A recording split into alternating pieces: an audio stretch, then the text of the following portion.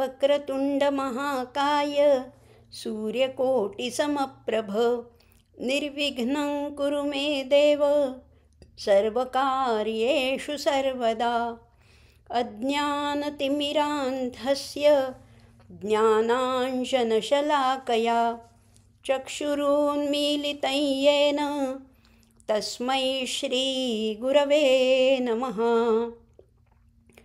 ॐ आप्यायन्तु ममाङ्गानि वाक्प्राणचक्षुश्रोत्रम् अथो बलम् इन्द्रियाणि च सर्वाणि सर्वं ब्रह्मोपनिषदं माहं ब्रह्म निराकुर्यां मा ब्रह्म निराकरोत्।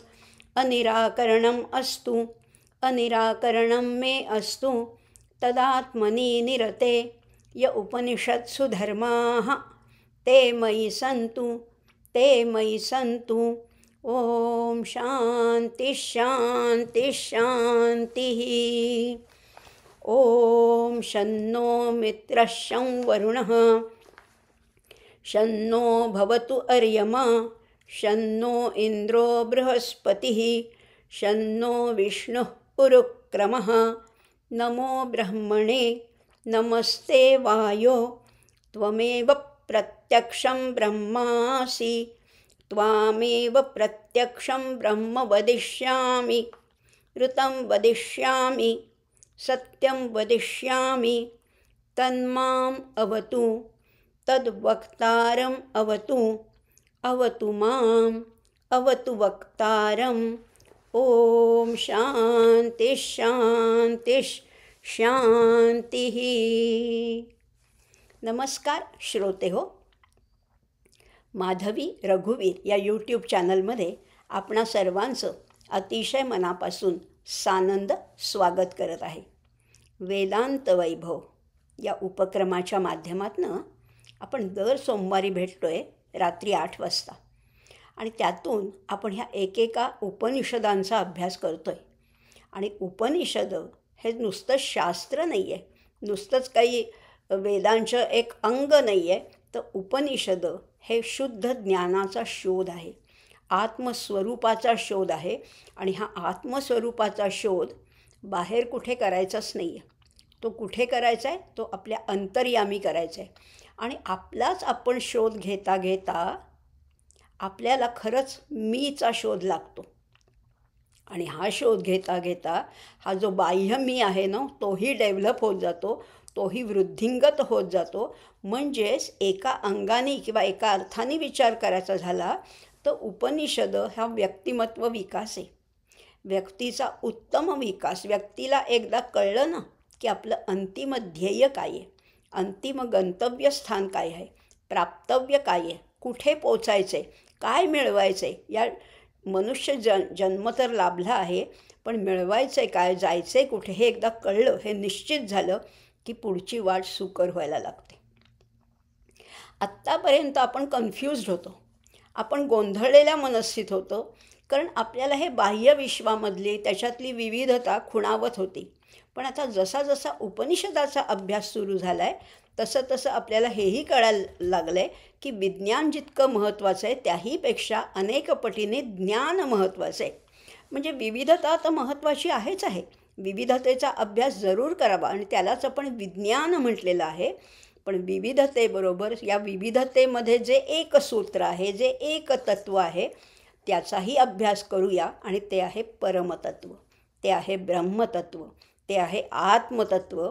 आणि त्याचा अभ्यास करायला लागल्यानंतर आपल्या सगळ्या कन्सेप्ट्स क्लिअर होत जातात, सगळ्या कल्पना स्पष्ट होत जातात। आपल्या विचारांना, आपल्या निश्चयाला एक बळकटी मिळते, एक धृती प्राप्त होते आणि आपलं जीवन, आपले निर्णय अतिशय यथायोग्य व्हायला लागतात। आणि मग जीवनाला एक डौलदारपणा येतो। जीवन डौलदार झालं की मग ते सहज होतं, त्याच्यामध्ये कुठला आव आणायचा नाही आहे, कुठला अभिनिवेश नको आहे, कुठला अहंकार नको आहे। हे सहजतेने जीवन जितकं कळीचं फूल व्हावं इतक्या सहजतेने आपलं जीवन उमलायला लागतं। आणि हे उमलणारं जीवन इतरांनासुद्धा सुगंध देतं, परिमळ देतं आणि आपल्या स्वतःला सुद्धा त्याचा आत्मविश्वास वाटतो. आणि हे सगळं करत असताना आपल्याला जीवनाला एक खरंच डौलारपणा, सुगंध, परिमळ हे तर शब्द वापरलेच, पण एक सौंदर्य प्राप्त होतं. आणि ते सौंदर्य कुठले, ते वर्चस कुठले, मागच्या भागातही आपण पाहिलं.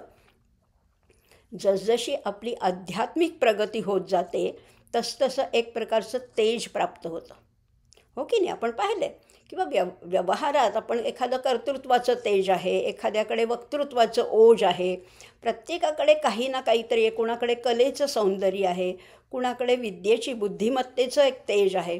पण जेव्हा अध्यात्माचं प्रगती होते, आध्यात्मिक या मार्गाने आपण त्या गंतव्यस्थानाच्या जसजसं जवळ जायला लागतो, निदान योग्य मार्गावरनं आपली वाटचाल सुरू होते, तसतसं एक ओज, एक वर्चस प्राप्त होतं.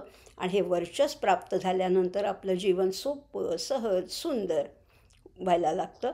आणि तोच आपल्या सगळ्यांचा प्रयत्न आहे. आपण सगळा हा जो अभ्यास करतो आहे ना, उपनिषदाचा जो अभ्यास करतो आहे तो ह्याच्यासाठीच करतो आहे. आणि त्याच्यामध्ये एक अतिशय विलक्षण असा आनंद आहे.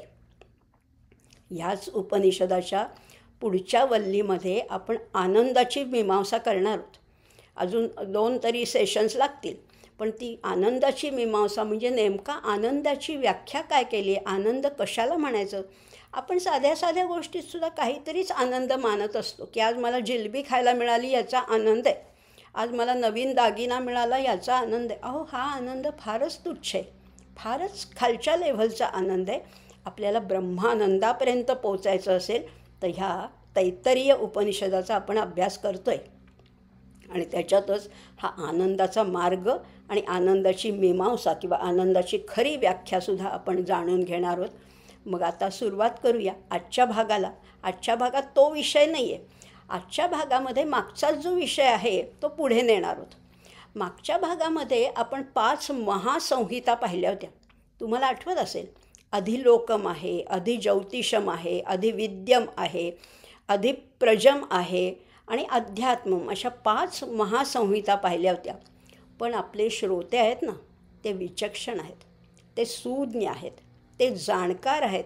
त्यामुळे एखादी गोष्ट जरी माझ्या हातनं चुकून राहिली तरीसुद्धा आपले श्रोते लगेच ते आपल्याला म्हणजे त्याची जाणीव करून देतात. आणि ते काही चूक दाखवण्यासाठी नाही आहे, पण किती श्रोते उत्तम अभ्यास करत आहेत, किती त्यांचं लक्ष आहे, याचाच मला याच्यातून आनंद होतो आहे. जसं मागच्या वेळेस बोलताना मी आत्ता जसं म्हटलं की महासंहिता आपण पाहिल्या, तर त्या संहिता पाहत असताना एक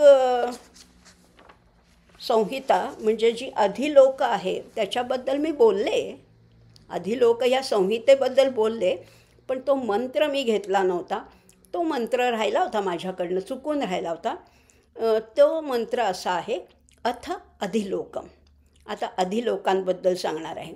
अथ अधिलोकम पृथिवी पूर्वरूपम, द्यौः उत्तररूपम, आकाशः संधिः, वायुस्संधानम इति अधिलोकम. अशी त्या अधिलोकाची मीमांसा आपण पाहिली होती. त्याचं पूर्वरूप काय आहे, त्याचं उत्तररूप काय आहे, त्याचा संधी काय आहे आणि त्याचं संधान काय आहे, हे 4ही गोष्टी आपण ह्याच्यामध्ये बोललो होतो. फक्त हा मंत्र म्हणायचा राहिला होता. तो दुसरा मंत्र म्हणजे 3ऱ्या अनुवाकातला दुसरा मंत्र चुकून राहिला होता. बाकीचं तर आपण बोललो आहोत. कठीण आहे, अर्थातच कठीण आहे, पण समजतंय. आणि विद्येचं सुद्धा महात्म्य आपण पाहिलं. अथ अधिविद्यम म्हणजे गुरुशिष्य म्हणजे काय आहे, गुरुकुलात राहून शिकणारा जो शिष्य आहे त्याच्याबद्दल असं म्हटलं होतं, आचार्य हा पूर्वरूपम. आचार्य हे त्याचं पूर्वरूप आहे. अंतेवासी उत्तररूपम. विद्यार्थी जे आहेत, छात्र जे आहेत, ते उत्तररूप आहे. या दोघांना जोडणारा धागा काय आहे, विद्यासंधी आणि प्रवचनम संधानम असं बोललो होतो आपण. आता त्याच अधिविद्य या महासंहितेपैकी एक ही अधिविद्य ही संहिता घेऊन आता पुढचा म्हणजे चतुर्थ अनुवाक पाहणार आहोत. आजही आपल्याला पुष्कळ प्रवास करायचा आहे, पुष्कळ जाणून घ्यायचं आहे. म्हणून मागचा आढावा न घेता आता लगेचच आपण चतुर्थ अनुवाकाला सुरुवात करणार आहोत.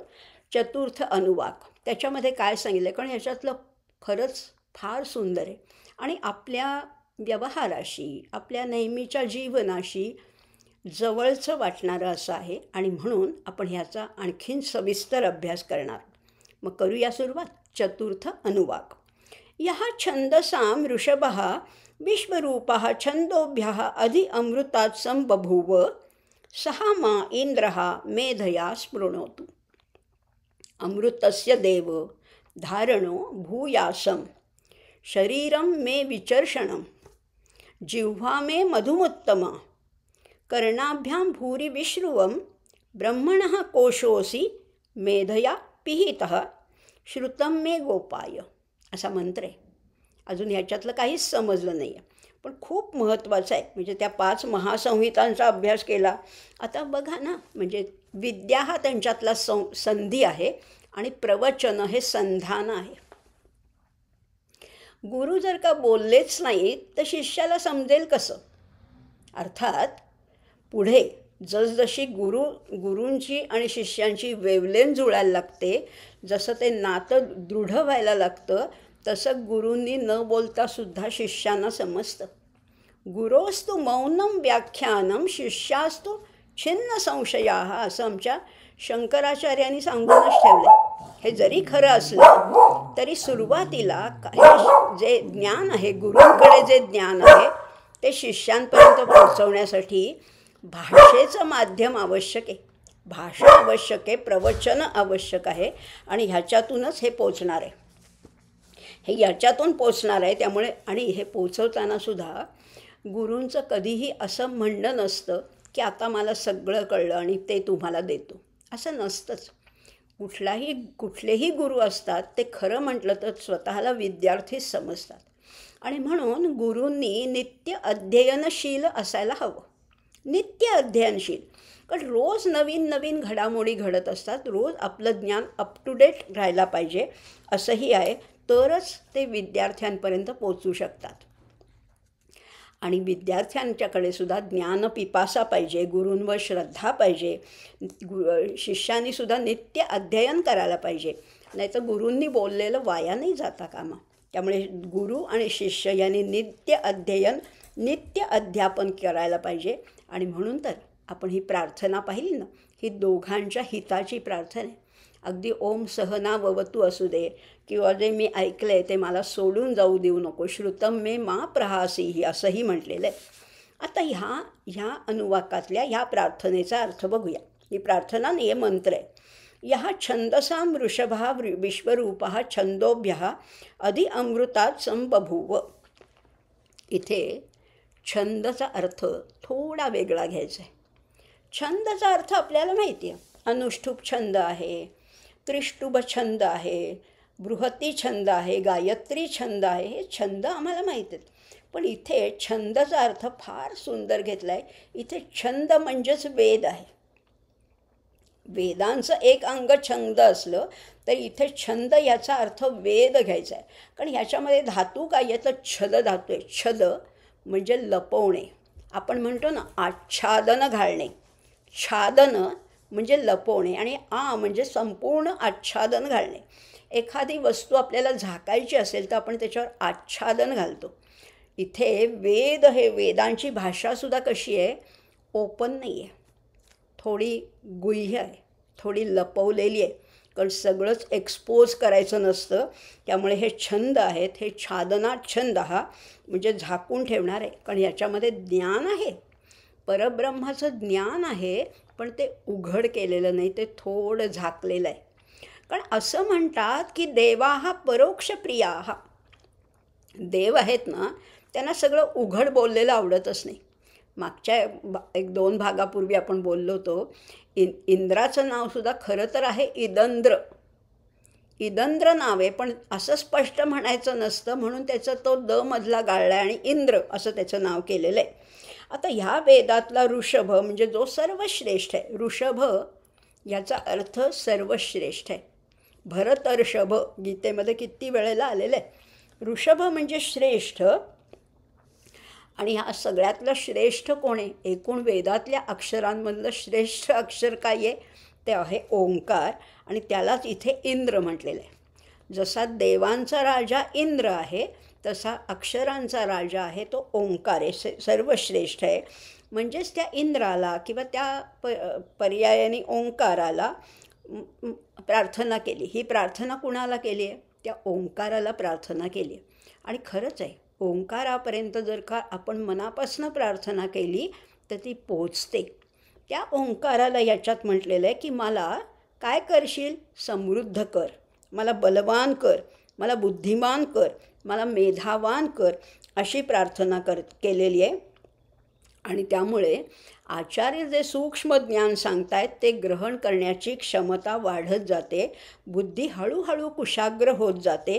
कारण आचार्य जे सांगतात ना ते सूत्ररूपाने, ते लपवलेलं आहे, ते गुह्य ज्ञान आहे असं ते ज्ञान देत असतात. मग ते कळण्यासाठी माझी बुद्धी अधिक कुशाग्र, अधिक तीक्ष्ण, अधिक टोकीदार व्हायला पाहिजे, तरच मला हे ज्ञान ग्रहण करता येईल. आणि म्हणून म्हटलेलं आहे की मला काय आहे, स मा इंद्र मेधया स्पृणोतु. ही जी मेधा आहे ना, बुद्धीच्या वरचा स्तर आहे मेधा, ही मेधा माझी वृद्धिंगत होऊ दे, ही वर्धिष्णू होऊ देत असं म्हटलेलं आहे. कारण गुरु जे ज्ञान देत आहेत ते कसं आहे, ते अमृत आहे. अमृत आहे ज्ञानाला कधी मृत्यू नाही आहे. जे ज्ञान आहे ते अमृत आहे. म्हणून इथे म्हटलेलं आहे अमृतात संबभूव. म्हणजेच मला या संसरणातनं मुक्त करणारं असं ते ज्ञान आहे. मला काय व्हायचं आहे? मला ब्रह्मरूप व्हायचं आहे आणि मी त्याची धारणा करणारा होवो, मला पूर्ण ज्ञान प्राप्त होवो, अशी गुरु आणि शिष्य दोघंही प्रार्थना करत आहेत. शिष्याची तर ही प्रार्थना झाली की माझी आकलन शक्ती, माझी रिसेप्टिव्हिटी, माझी ग्रहण क्षमता वाढू देत. आणि वाढते बरं का. मनापासनं प्रार्थना केली तर ही ग्रहणशक्ती वाढूसुद्धा शकते असंही म्हटलेलं आहे. खरंच बघा तुम्ही प्रयत्न करून की मला जे काही समजलं आहे ते इतरांपर्यंत मला पोचवता येऊ देत, अशी प्रार्थना करायची. आणि त्याच्यासाठी माझी बुद्धी सूक्ष्म, तीक्ष्ण, कुशाग्र आणि टोकीदार होऊ देत. हळूहळू रोज, अगदी दररोज एक एक पाऊल आपल्याला ऊर्ध्वगतीने जाता येतं. आपली बुद्धी वाढू शकते. बुद्धीमध्ये असं कुणीही म्हणायचं नाही की आम्ही असेच होत, आम्हाला काय मठ्ठच आहे, मी अगदी ढच आहे, नाही म्हणायचं. वाढवू शकते, बुद्धी वाढू शकते, स्मरणशक्ती वाढू शकते, ग्रहणशक्ती वाढू शकते. त्याचबरोबर गुरूंनीसुद्धा प्रार्थना केली आहे की ही विद्या दुसऱ्यांना देण्याचं सामर्थ्य मला दे. काय म्हटलेलं आहे? आणि त्याच्यासाठी माझं शरीर, आता तुम्ही म्हणाल बुद्धीचा आणि शरीराचा काय संबंध आहे? पण गुरु म्हणतात की त्यासाठी माझं शरीर हे विचर्षण होऊ देत. विचर्षण म्हणजे इथे चपळ म्हटलेलं आहे, काटक म्हटलेलं आहे. बघा, पूर्वीचे ऋषींचं जर का तुम्ही कधी चित्र पाहायला मिळालं तर ते सगळे ऋषी बारीक होते, चपळ होते, काटक होते. अगदी डोंगरच्या डोंगर अगदी सहज चढून जायचे, नदीवरनं पाणी सहज घेऊन यायचे किंवा अतिशय गार पाण्यामध्ये सुद्धा आंघोळ कारण शरीर इतकं कणखर होतं, इतकं कडक टणक होतं, फ्लेक्झिबल होतं, पण तरीसुद्धा काटक आहे. आणि हे सगळं विद्यादान करण्यासाठी सुद्धा शरीर आधी उत्तम पाहिजे. आपण म्हणतो ना, शरीर माध्यम खलु धर्मसाधनम. धर्मसाधना करायची आहे, मला विद्या प्राप्त करायची आहे, मी अंथरुणावर लोळत बसीन आणि काय म्हणा, मोबाईलवर म्हणा, कम्प्युटरवर म्हणा, लॅपटॉपवर म्हणा, मी माझं ऐकत राहीन, नाही चालणार. विद्याग्रहण करण्यासाठी सुद्धा विशेष बैठक लागते. तुमची शारीरिक स्थिती उत्तम पाहिजे, शौच पाहिजे. स्नान करून बसल्यानंतर जे आकलन होतं ते अधिक आहे.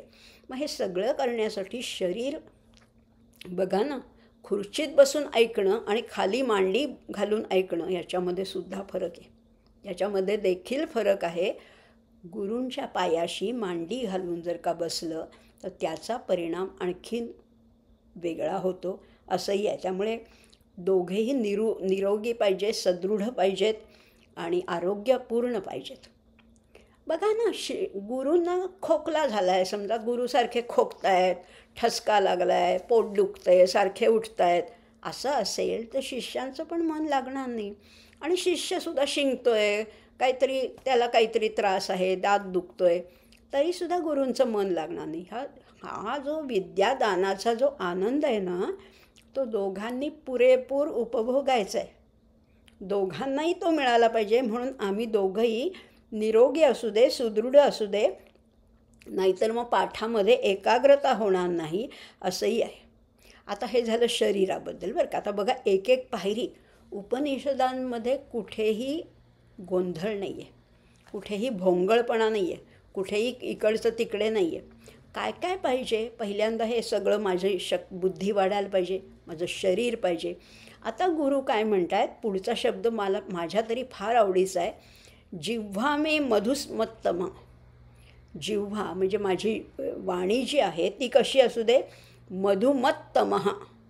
मधु म्हणजे गोड, आणि त्याच्यातलं तम म्हणजे सुपरलेटिव्ह डिग्री आहे, म्हणजे गोड, मधुरापेक्षाही मधुर असू दे.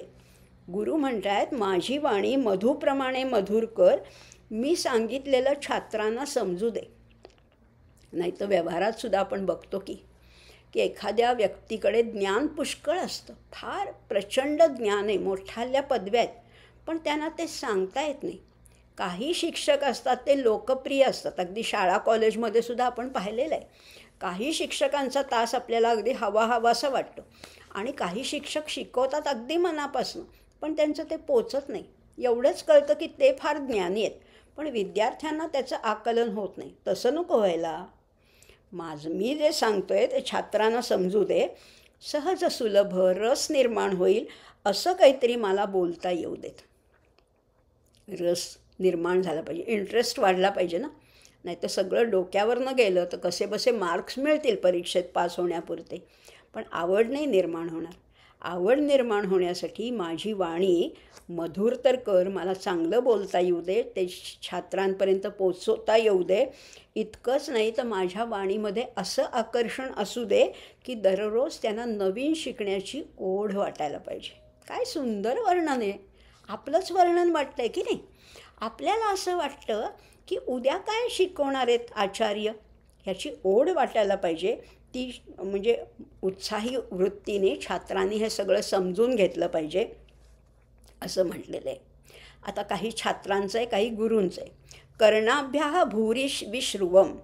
माझ्या कानांनी मला खूप ऐकता येऊ देत. ऐकता येऊ दे म्हणजे ऐकतो तो पुष्कळ, कान जर का चांगले असले तर ऐकता येतं, पण तसं नाही. कानांनी ग्रहण करू देत, पुष्कळ मिळेल तिथून मला ज्ञान मिळवता येऊ देत. आणि खरंच आहे, पूर्वी गुरुसुद्धा ऐकण्यासाठी अगदी धडपडत असतात. असं नाही म्हणत की आता मला सगळं ज्ञान झाले, माझ्याकडे एवढे शिष्य आहेत, मी आता फक्त बोलणार, असं नसतं. आपण मागे पण पाहिलं, अगदी प्रश्नोपनिषद असेल किंवा पुढेही उपनिषदात येणारे, की गुरु कितीही गुरुकुल चालवणारे असले तरी आपल्याला एखादा विषय माहिती नसेल, समजत नसेल, तर दुसऱ्यांकडे जाऊन तो शिकण्याची तयारी होती, त्याच्यात कमीपणा वाटत नव्हता.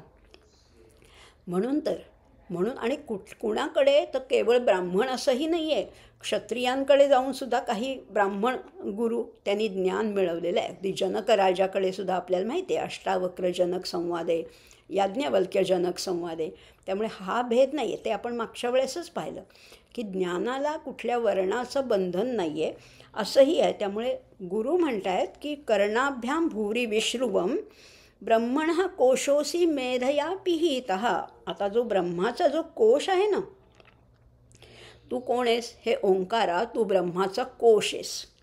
त्यावर मेधेचं झाकण आहे, आणि ब्रह्म हे सामान्य बुद्धीच्या आकलनाच्या पलीकडे आहे.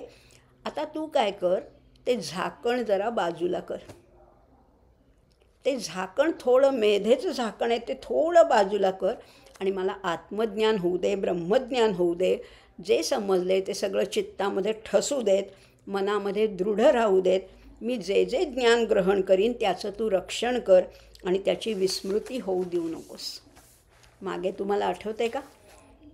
तत्त्वं पोषण अपावृणू सत्यधर्माय दृष्टये हिरण्मयेन पात्रेण सत्यस्या अपिहितं मुखम. ईशावास्यमधला 15वा मंत्र आहे, आठवतं आहे का तुम्हाला? हिरण्मयेन पात्रेण, सत्याचं मुख झाकलेलं आहे या भौतिक गोष्टीने. इथे म्हटलं ह्या ब्रह्मज्ञानावर माझ्याच मेधेचं झाकण पडलेलं आहे, ते जरासं बाजूला करू दे. म्हणजे मेधा उत्तमच आहे, पण ते जरा बाजूला केलं म्हणजे त्याच्यातनं बुद्धीचा सुद्धा अहंकार नको, ते जरा बाजूला झालं की मला ब्रह्मज्ञान होणार आहे असंही म्हटलेलं आहे. आता आणखीन जे गुरुजी म्हणतात ना, मी मगाशी म्हटलं की हे माझ्या आवडीचं वाक्य आहे, ते कुठलं आहे? जिव्हा मे मधुमत्तमा. बघा ना, आत्मज्ञान होण्यासाठी सगळ्यात पहिली पायरी काय आहे? चित्तशुद्धी. अंतःकरण शुद्ध पाहिजे. त्याच्यासाठी मग अंतःकरण शुद्ध कशाने करायचं? कुठल्या साबणाने, कुठल्या डिटर्जंटनी, कशाने शुद्ध करायचे? तर फक्त निर्वैर बुद्धी पाहिजे, शुद्ध बुद्धी पाहिजे. वृत्ती कशी पाहिजे? निर्वैर. कोणाविषयी आकस, द्वेष, मत्सर, ईर्षा नको. कॉम्पिटिशन तर अजिबात नको. प्रत्येकजण त्याच्या त्याच्या मार्गाने चाललेला असतो. बुद्धी शुद्ध पाहिजे, वृत्ती निर्वैर पाहिजे. आणि निर्वैर कसं होता येईल? कुणाला दुखावलंच नाही की निर्वैर होता येईल. कुणालाही दुखवायचं नाही, जिव्हाचा कधीही असा दुरुपयोग करायचाच नाही. आणि खरंच आहे, आपल्या वाणीने माणसं जितकी दुखावली जातात तितकी कृतीने सुद्धा दुखावली जाणार नाहीत. एखाद्याला एखादी चापटी मारली तर एक वेळ तो विसरून जाईल, पण शब्दांनी बोललेलं कधीही विसरत नाही. म्हणून शाब्दिक वार्त कधीच करायचे नाही आहेत. आणि खरं दुसरी गोष्ट अशी आहे की आपल्या बोलण्यातून आपलं अंतःकरण प्रगट होत असतं. बोलण्यातूनच अंतःकरण प्रगट होत असतं. आणि म्हणून ज्याचं अंतःकरण शुद्ध आहे त्याची वाणी आपोआपच गोड होते. गुरुजी काय म्हणतात इथे? जिव्हा मे मधुमत्तमा, माझी वाणी गोड असू दे. म्हणजेच ह्याचाच अर्थ की माझं अंतःकरण शुद्ध असू दे. शिष्यांबद्दलसुद्धा मला भेदभाव नको की हा लाडका आणि तो दोडका असंही नको. माझं मन निर्वैर असू दे, शुद्ध असू दे. आपोआपच माझी वाणी गोड होईल. किंवा उलटही होतं बरं का. गंमत अशी आहे की इथे हे सगळं जे आहे ना, रेसिप्रोकल आहे. हे रेसिप्रोकल आहे की अंतःकरण शुद्ध असेल तर वाणी गोड होते, किंवा उलटं करा, वाणी गोड केली की अंतःकरण शुद्ध होतं. काय जमतं आहे बघा, काय जमेल आपल्याला. त्यामुळे मधुर भाषणाचा अभ्यास केला किंवा तशी सवय लावली की आपली बुद्धी प्रसन्न होते. आणि मधुर भाषण हे चित्तशुद्धीसाठी सुद्धा उपयोगी पडतं. आणि म्हणून साधकांनी या दोन्हीचा अभ्यास करावा. एकीकडे अंतःकरण शुद्धीचा अभ्यास करावा आणि एकीकडे गोड बोलण्याचा अभ्यास करावा. जमेल का? जमलंच पाहिजे. मग उपनिषद शिकल्याचा काय उपयोग? हे दोन्ही जमायला पाहिजे आणि पूर्ण जीवन आता अगदी सुखाचं होणार आहे. आणि खरंच आहे, असं आपलं एक सुभाषितसुद्धा इतकं सुंदर आहे ना की ज्यांचं हृदय चांगलं आहे ना, दयेने भरलेलं आहे ना, त्यांना काहीच अशक्य नाही आहे ह्या जगात. सदयम हृदयम यस्य. ज्यांचं अंतःकरण दयेने भरलेलं आहे. सदयम हृदयम यस्य भाषितम सत्यभाषितम कायः परहिते यस्य कलिस्तस्य करोति किम. ज्याचं अंतःकरण शुद्ध आहे, दयेने परिपूर्ण आहे, ज्याची वाणी गोड आहे, ज्याचं शरीर, ज्याचा देह परहितासाठी धडपडतो आहे, त्याला कली काय बाधा करणार? कलिस्तस्य करोति किम. त्याला कुठलं संकटच येणार नाही. सगळीकडे त्याला रेड कार्पेट आहे किंवा सगळीकडे त्याला उत्तम गती मिळणार आहे असं म्हटलेलं आहे. हे म्हणताना आता गुरु काय म्हणतात? आवहंती वितत्माना कुर्वाणा अचिरम आत्मनः वासांसी मम गावश्च अन्नपाने च सर्वदा ततो मे श्रियम आवह लोमशाम पशुभिः स्वाहा. काय एक एक पायरीने आपल्याला नेत आहेत बरं का. आपली एक कल्पना आहे नाही का. आपल्याला वाटतं की जो बुद्धिमान आहे, जो ज्ञानी आहे, तो दरिद्रीच असावा. आपल्या कथांची सुरुवात, कहाण्यांची सुरुवातसुद्धा एक दरिद्री ब्राह्मण होता अशीच व्हायची ना. असं नसतं. पण हे सगळं आता बघा ओळीने नेत आहेत, क्रमाक्रमाने नेत आहेत.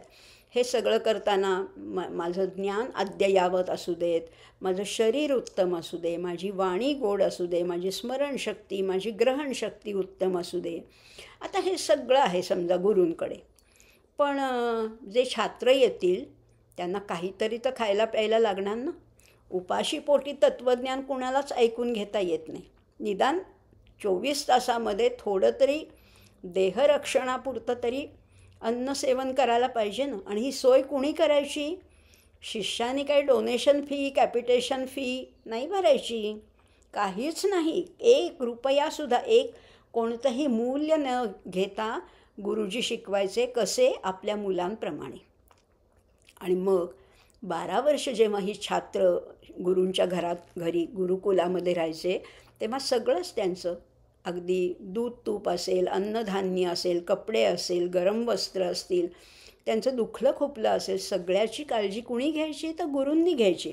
मग हे सगळं करण्यासाठी काहीतरी पाहिजे ना, काहीतरी साहित्य पाहिजे, काहीतरी सामग्री पाहिजे, काहीतरी अर्थसहाय्य पाहिजे, काहीतरी श्री पाहिजे. श्री सूक्तामध्ये सुद्धा मी नेहमीच सांगते, श्री कुणाला म्हटलेलं आहे? आश्रयते इति श्रीही. ज्याचा सगळे आश्रय घेतात ती श्री आहे. आता सगळे आश्रय घेतात म्हणजे काय होतं बघूया आपण. आता बघा, श्रीची प्राप्ती मागितली आहे. ततो मे श्रियम आवह. श्रीला माझ्याकडे येऊ देत, श्रीला येऊ दे. आपण श्रीसूक्त आपल्यापैकी बऱ्याच लोकांचं मुखोद्गत असेल. काय म्हटलेलं आहे?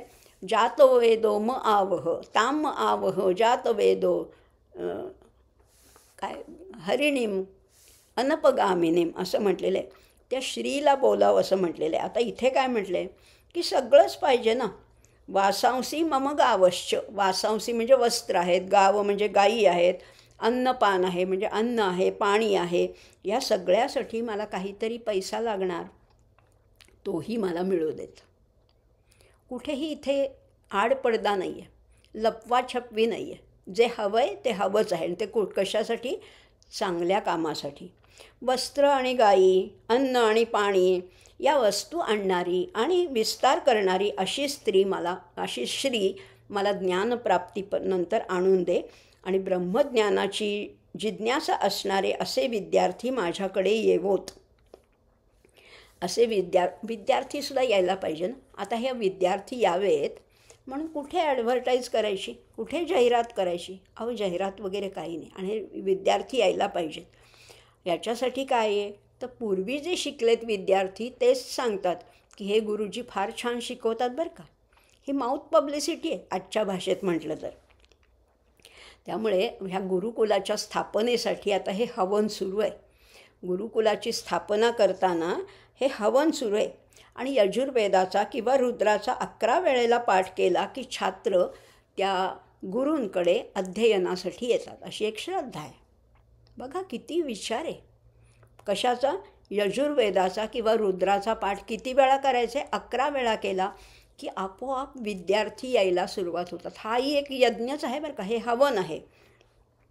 त्यासाठी ते काही मंत्र आहेत आणि त्या छात्रांसाठी, त्यांना देण्यासाठी मला सगळं काही उपलब्ध व्हावं अशी ही भावना याच्यामध्ये व्यक्त केलेली आहे.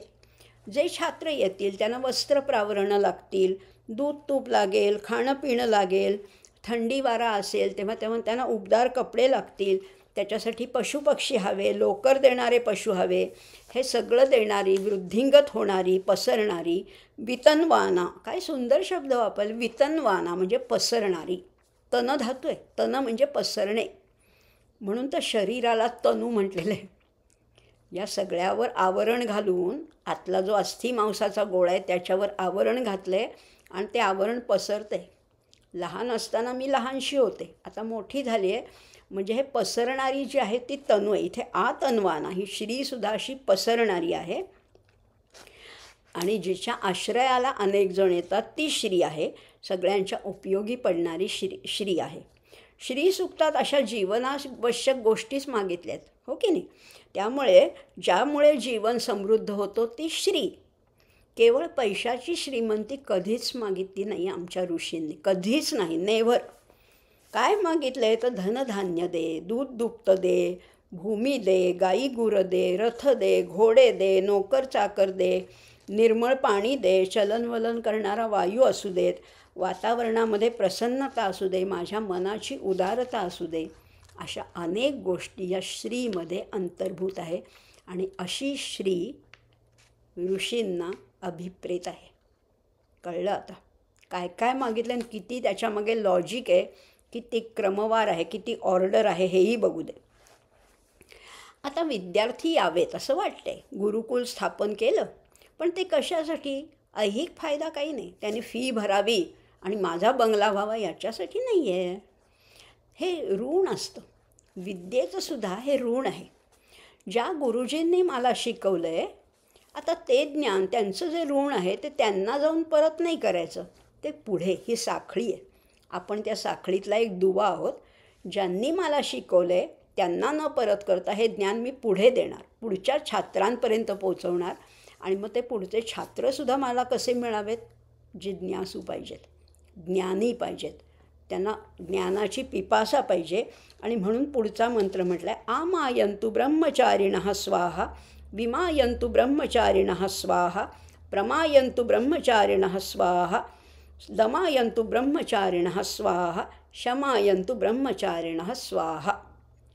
आमायन्तु, विमायन्तु, प्रमायन्तु, दमायन्तु आणि शमायन्तु असं म्हटलेलं आहे. म्हणजे विद्यार्थी कसे हवेत? एक तर ज्ञानाची तहान असणारे असावेत, जिज्ञासू वृत्तीचे आहेत, तल्लख बुद्धीचे आहेत, ग्रहणशक्ती असणारे, गुरुकुलाचे नियम पाळणारे असावेत. मी माझा कसाही वागेन असं नाही. बघा ना, इथे भेदभाव नाही आहे. ज्या सांदीपनी ऋषींकडे श्रीकृष्णांनी अध्ययन केलं त्याच सांदीपनींच्या आश्रमामध्ये सुदामासुद्धा होताच ना. इथे राजपुत्र किंवा एक ब्राह्मणपुत्र असा भेदभाव नाहीच आहे. त्यांनी फक्त गुरुकुलाचे नियम पाळायला पाहिजे, शिस्त सांभाळायला पाहिजे. आणि ज्यांचं मन शांत आहे, संतुष्ट आहे, असे शिष्य माझ्याकडे येवोत असं म्हटलेलं आहे. त्यामुळे हे ज्ञान जे आपल्याला मिळालं आहे ते टिकवण्याची जबाबदारी आपल्यावर आहे आणि त्याच्यासाठी विद्यार्थी आवश्यक आहेत. मला पैसे मिळावेत म्हणून नाही. आणि म्हणून या अग्नीला आहुती देऊन ही सगळी प्रार्थना केलेली आहे. ब्रह्मचारिणः मा आयान्तु, माझ्याकडे ते यावेत. आता पुढे म्हटलेलं आहे, पुढचा मंत्र आहे, यशः जने असानी स्वाहा, श्रेयान वस्यस्यो सती स्वाहा, तन्त्वा भग प्रविशनि साह, स मा भग प्रविश स्वाहा, तस्मिन् सहस्रशाखे निभगाहम त्वयि मृजे स्वाहा. आता एक एक याच्यामध्ये पदर उलगडलेले आहेत अक्षरशः. असानी म्हणजे असो, काय असो, यशः जने असानी स्वाहा, मला या लोकामध्ये यश मिळू दे. श्रेयान वस्यस्य सानी स्वाहा, माझं शिकवणं चांगलं असू देत, माझे विद्यार्थी चांगले निघाले की मला यश मिळेल. माझं शील चांगलं राहू देत. वसू म्हणजे धन, धनवानांहूनही मी अधिक धनवान होऊ देत. म्हणजे हा पैसा नाही बरं का, मी धनवान होऊ देत. म्हणजे माझ्या विद्यार्थी हेच माझं वैभव आहे. माझे विद्यार्थी जिथे जातील त्यांनी नाव मिळवला की मला त्याच्यात यश आहे, मी धनवान होणार आहे. आपण असं म्हणतो ना, शिष्यात इच्छेत पराजयम. शिष्य गुरुपेक्षा वरचढ निघाला की खऱ्या गुरूंना आनंद होतो. आणि म्हणून हे सगळं मला मिळू देत. आणि ज्यांच्याजवळ ब्रह्मज्ञान आहे, जो श्रेयसाच्या मार्गाने जाणार आहे, त्याला धनवान म्हटलेलं आहे. असं हे धन मला विश्वकल्याणासाठी वापरता येऊ देत अशी प्रार्थना केलेली आहे. आणि तू काय कर, हे भगवान ओंकारा, मी तुझ्यात प्रवेश करावा आणि तू माझ्यात प्रवेश करावा. मी तुझ्यात आणि तू माझ्यात, ही नुसती प्रेमाची भाषा नाही आहे बरं का. हे ब्रह्म, मला ब्रह्मस्वरूप व्हायचं आहे. आणि तू जसा भगवान आहेस तसं मला हे सगळं भग प्राप्त होऊ दे. ऐश्वर्यस्य समग्रस्य धर्मस्य यशस श्रियः ज्ञानवैराग्ययोश्चैव षण्णां भग इतीरणा. हे 6 गुण माझ्यात येऊ दे. ऐश्वर्य, समग्र ऐश्वर्य, सगळं ऐश्वर्य, नुसता पैसा नाही, सगळं धन धान्य, दूध दुप्त, वस्त्र, अलंकार, गायी घोडे, सगळं. समग्रस्य ऐश्वर्यस्य, धर्म मला प्राप्त होऊ दे, यश आहे, श्री आहे, ज्ञान आहे आणि वैराग्य, असे 6 सद्गुण माझ्यामध्ये राहायला येऊ देत असं म्हटलेलं आहे. आणि हे सगळं करत असताना हे सगळं जग म्हणजे त्या ओंकाराचाच विलास आहे. हे सहस्र शाखा असणाऱ्या ओंकारा, मला तुझ्या ध्यानात मग्न होऊ दे. आणि जितका मी त्याच्यात बुडून जाईल, मज्जे म्हटलेले, मृजे म्हटलेले, त्वयि मृजे स्वाहा. मृजे म्हणजे मी बुडून जाईन, त्या ध्यानामध्ये मी मग्न होईन. मग्न शब्दसुद्धा मस्ज धातूवरनं आलेला आहे. मस्ज म्हणजे बुडणे आणि मग्न, आपण म्हणतो ना एखाद्या गोष्टीमध्ये अगदी तो मग्न झाला आहे. मग्न, तर मला त्याच्यात मग्न होऊ दे. आणि जसे जसे आपण ह्या ओंकाराच्या ध्यानामध्ये मग्न होतो ना, तसं आपल्या जडता मतीची भंगून जाते. कितीही बुद्धू माणूस असेल, कितीही मूर्ख असेल, पण जर का ओंकाराचं ध्यान केलं तर ही बुद्धीची जडता जी आहे ना, बुद्धी खरं तर जडच आहे बरं का, पण ती बुद्धी जड बुद्धी चैतन्याने भरून जाते. आणि म्हणून तर ते आपल्या जय शारदे वागेश्वरीमध्ये तेच म्हणलेले, जडता मतीची भंगली. किंवा आपण प्रार्थना करतो ना सरस्वती मातेशी, त्याच्यातही शेवटी म्हणतो निशेष जाड्या पहा. माझं जे जाड्य आहे ना ते अपहा म्हणजे दूर कर. कसं? निशेष, किंचितही शिल्लक राहायला नको. सगळं माझी बुद्धी आहे ती चैतन्याने भरून राहू देत, तेजस्वी होऊ देत, त्याच्यातलं जाड्य हरण होऊ देत असं म्हटलेलं आहे. आणि एकदा जडता मतीची भंगली ही अध्यात्मशास्त्रातली प्रगतीच आहे. आणि हे कसं होणार आहे, पुढचा आता मंत्र नाही वाचत, फक्त मी बोलते त्याच्याबद्दल. ज्याप्रमाणे पाणी आपोआप सखल किंवा उताराकडे जातं, किंवा दिवस महिन्यामध्ये आणि महिने संवत्सरामध्ये विलीन होतात, तसं चारही दिशांकडनं माझ्याकडे विद्यार्थी यावेत. जसं काही मॅग्नेटकडे लोह जसं आकर्षित होतं, तसं ह्या गुरुकुलाची ख्याती इतकी पसरावी की दुरून दुरून माझ्याकडे विद्यार्थी यावेत, ज्याच्यात कुठलाही अहंकार नाही बरं का, ज्याच्यामध्ये फक्त माझ्या गुरूंचं ऋण फेडण्याची भावना आहे. त्यामुळे हे सगळं हे असे शिष्य माझ्याकडे यावेत, कारण गुरूंनी केलेली साधना असेल, त्यांनी मिळवलेलं ज्ञान असेल, त्यांनी केलेले प्रयोग असतील, त्याच्यातलं यश अपयश हे गुरु उत्तम शिष्य असेल तर त्यांना मोकळेपणाने सांगतात. बघा, गुरूंच्या हातनं काही चूक होत नाही का? होते ना, कारण शेवटी माणूस आहे. माणसाच्या हातनं चुका होतात. गुरु झाले, अगदी ज्ञानी झाले, तरी कधी कधी एखादा प्रयोग फसतो, एखादी चूक होते, गफलत होते.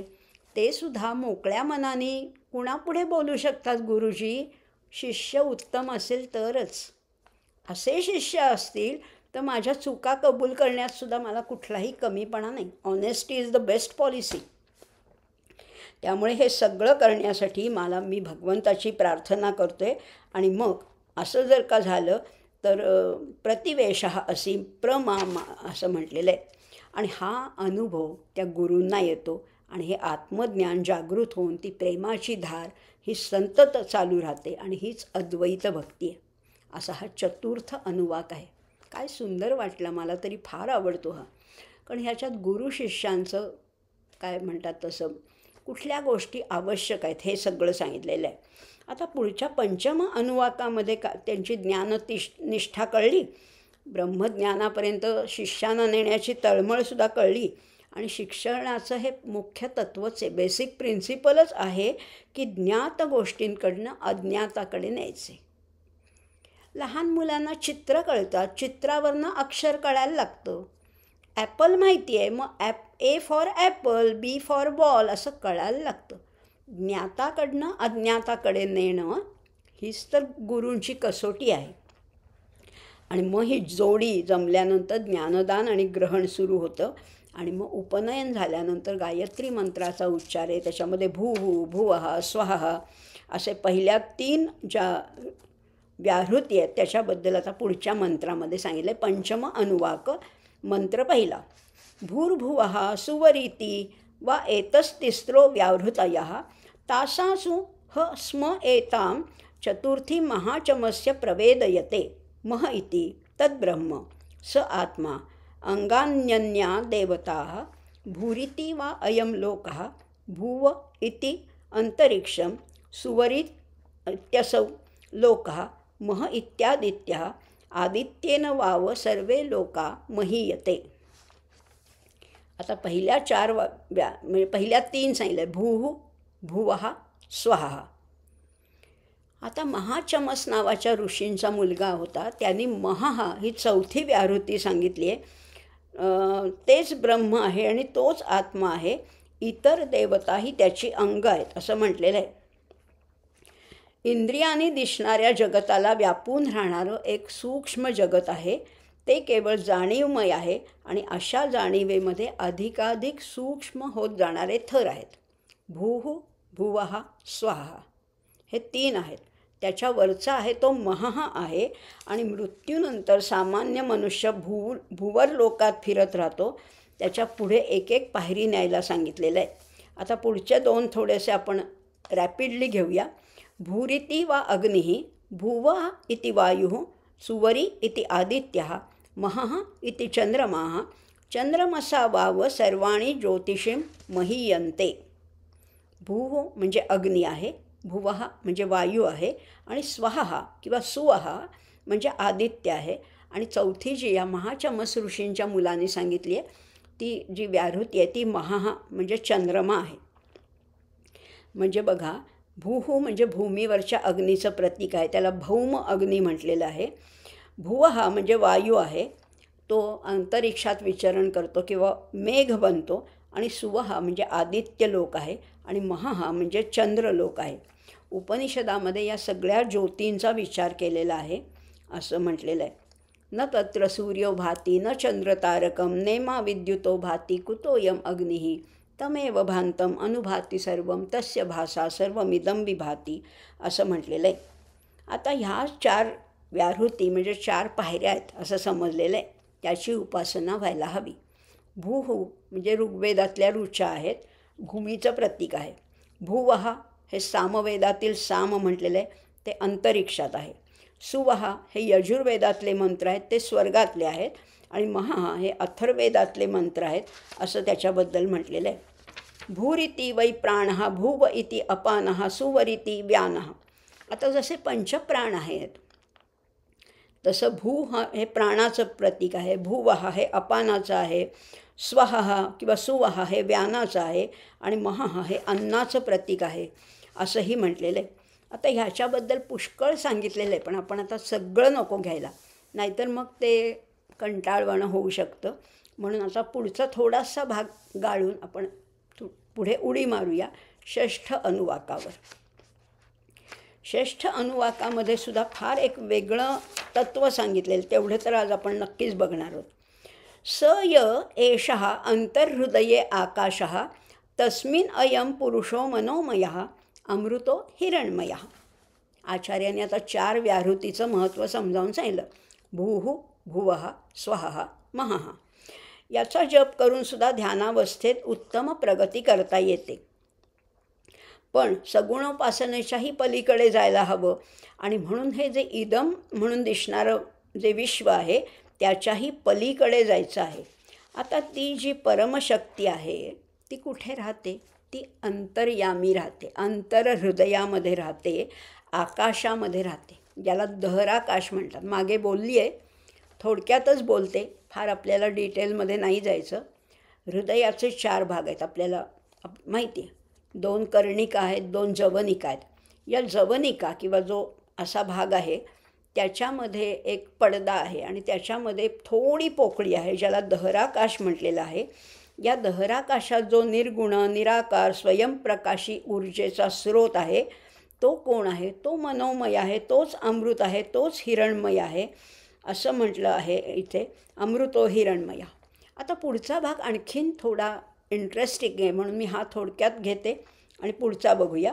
अंतरेण तालुके य एष स्तन इव आलंबते स इंद्रयोनिः यात्रासौ केशान्तौ विवर्तते व्यपोह्य शीर्षकपाले भूरित्यग्नौ प्रतितिष्ठति भुव इति वायौ सुवरी इति आदित्ये मह इति ब्रह्मणि. आता बघूया, थोडा वेगळा विषय आहे पण तो महत्त्वाचा आहे म्हणून मी त्याच्यावर जास्त भर देणार आहे. मुखातली टाळू आणि मस्तकातली टाळू दोन्हीला मूर्धना म्हणतात. एक खालून आपण टाळू ज्याला म्हणतो आणि इथून याच्यामध्ये एक मांसखंड आहे जो लोंबत असतो, स्तनाग्राप्रमाणे लोंबणारा असा तो खंड आहे. तो भेदून ही सुषुम्ना नाडी वर जाते. थोडा योगा विषय, थोडा गहन विषय आहे. इडा, पिंगला आणि सुषुम्ना या 3 प्रमुख नाड्या आहेत. बाकी तर 72,000 नाड्या आहेत, पण ह्या 3 प्रमुख नाड्या आहेत. ही सुषुम्ना नाडी आहे ना, ही पाठीच्या कण्यातून वरपर्यंत जाते, ज्याला कुंडलिनी म्हणतो आपण. आता ह्यामध्ये हा मांसखंड लागतो आणि त्या मांसखंड भेदून ही सुषुम्ना नाडी वर जाते आणि मग ती ब्रह्मरंध्रापर्यंत जाते आणि तिथे जीवाशिवाची भेट होते असं म्हटलं आहे.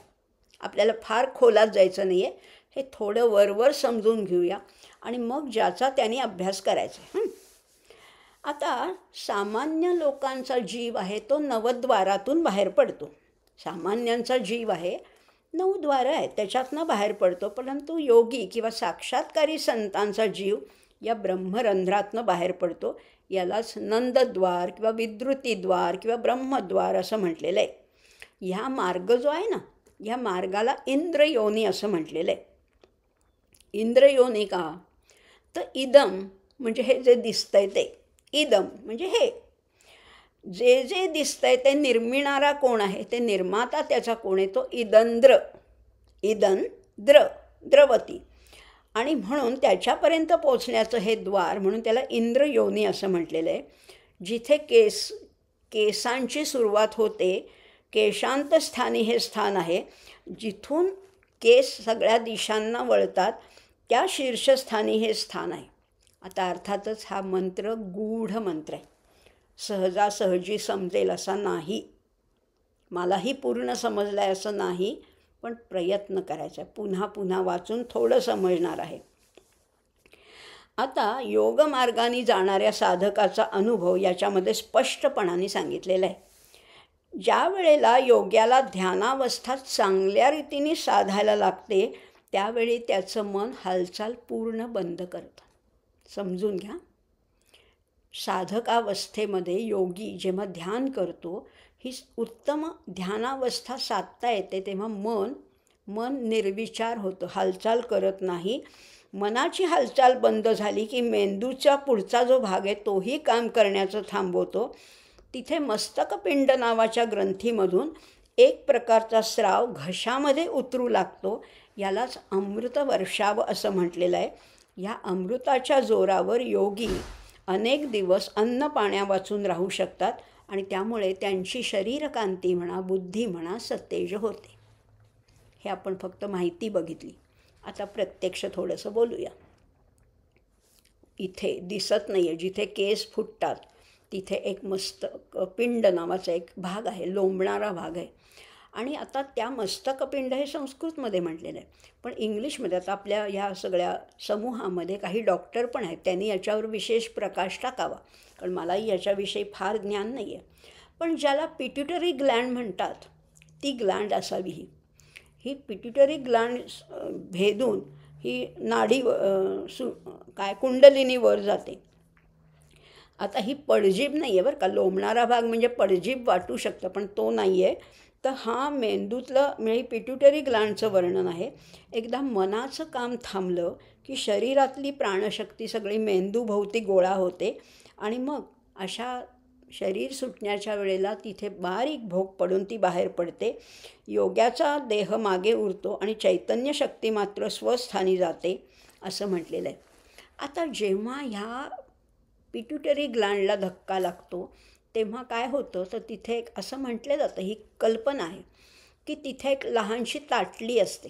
ताटली असं नाही म्हटलं आहे, पण एक छोटंसं, आणि त्याच्यात एक अमृत रस पाझरत असतो. ती ताटली थोडी कलंटे, तो रस सगळा घशामध्ये उतरतो आणि घशामध्ये एक गोड चव, जी आत्तापर्यंत कधीही अनुभवलेली नाही अशी एक गोड चव बघायला लागते.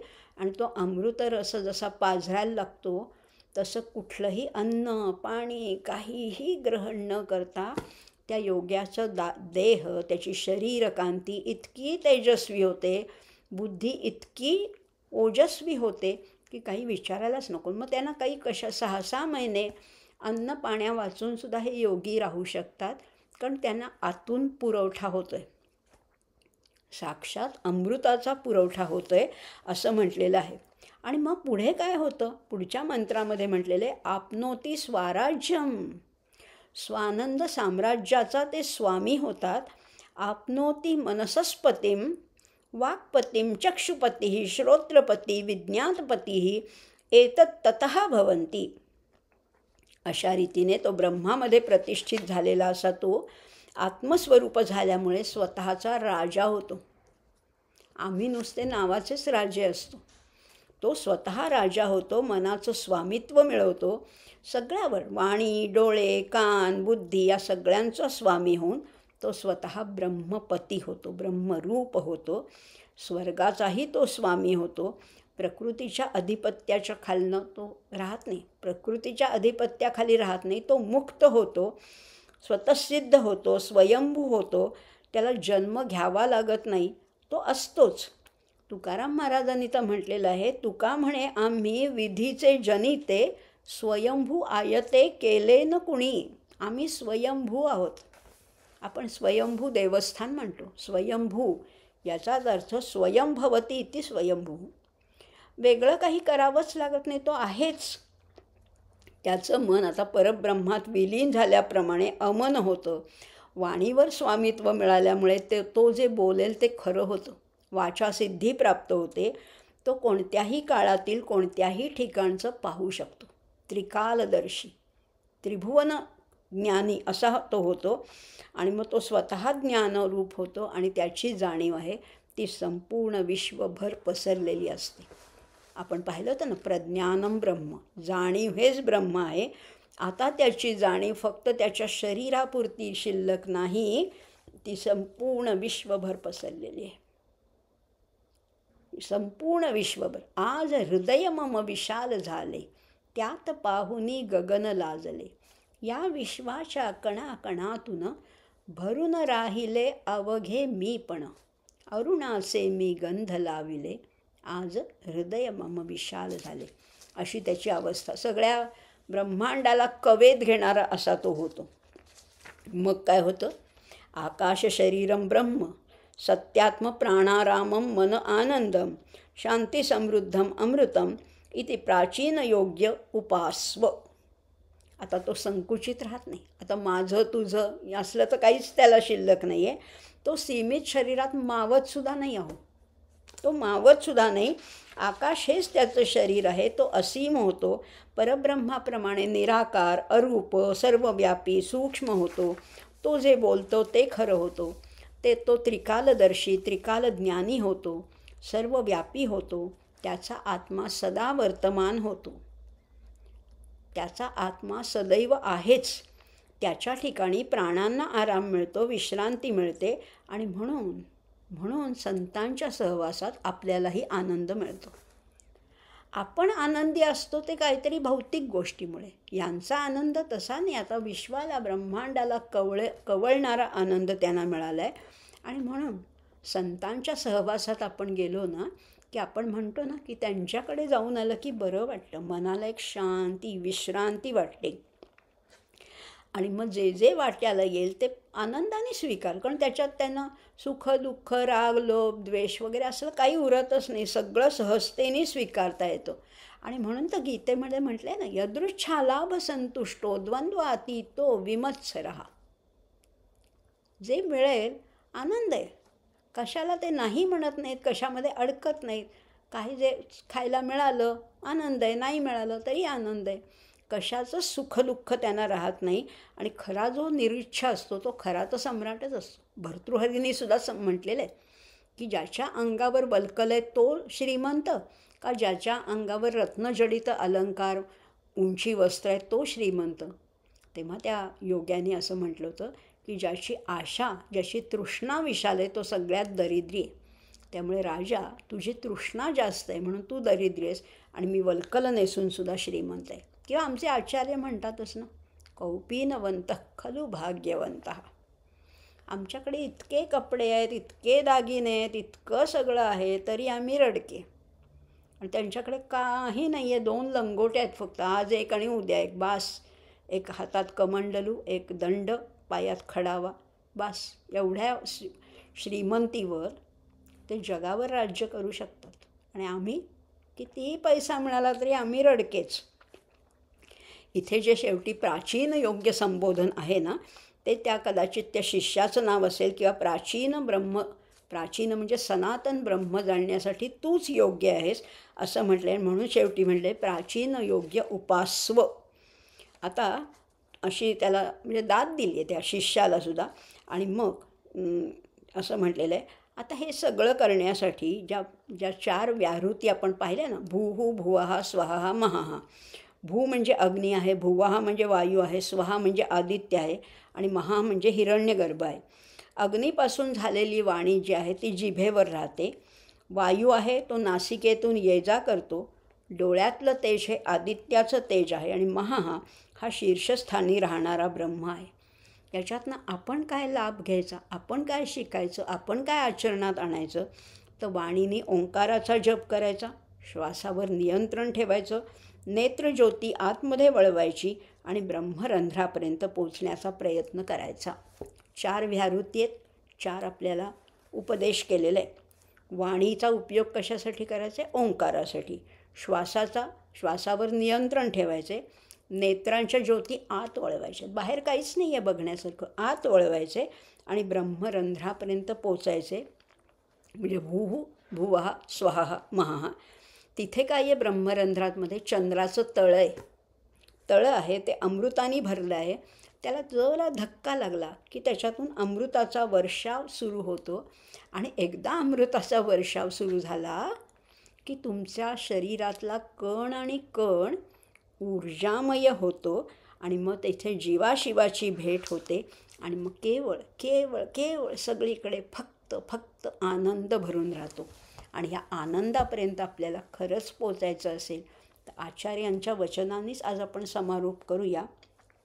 आचार्य म्हणतात, योगरतो वा भोगरतो वा संगरतो वा संगविहीनः यस्य ब्रह्मणि रमते चित्तं नंदती नंदती नंदत्येव. असं आचार्यांच्या ह्या मंत्रांनी आपण आजच्या भागाचा समारोप करणार आहोत. आजचा भाग विशेष होता, गहन आहेच निश्चित आहे, पण विशेष आहे कारण ह्या तैत्तरीय उपनिषदाचं बराचसा महत्त्वाचा भाग याच्यात आला आहे. अर्थात पुढे पण आनंद मीमांसा बघणारच आहोत आपण, पण अजून 6 अनुवाक झालेत, अजून 6 अनुवाक पहिल्या शिक्षावल्लीमध्ये, पण ते पुढच्या भागामध्ये बघूया. आज इथेच थांबूया. शेवटचे 2 मंत्र म्हणूया. ओम स्वस्ति प्रजाभ्यः परिपालयन्तां न्याय्येन मार्गेण महीं महिषाः गोब्राह्मणेभ्यः शुभमस्तु नित्यं लोकाः समस्ताः सुखिनो भवन्तु. ओम पूर्णमदः पूर्णमिदं पूर्णात् पूर्णमुदच्यते पूर्णस्य पूर्णमादाय पूर्णमेवावशिष्यते. ओम शांति शांति शांति.